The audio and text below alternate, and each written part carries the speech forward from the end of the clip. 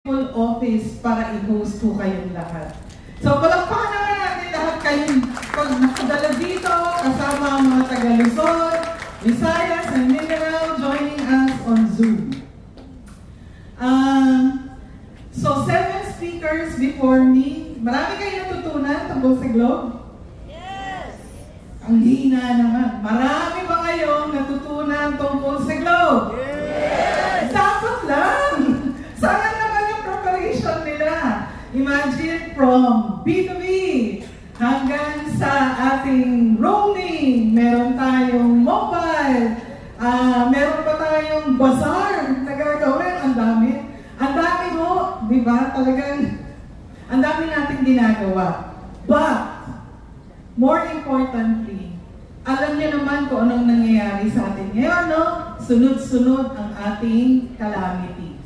Tama po ba?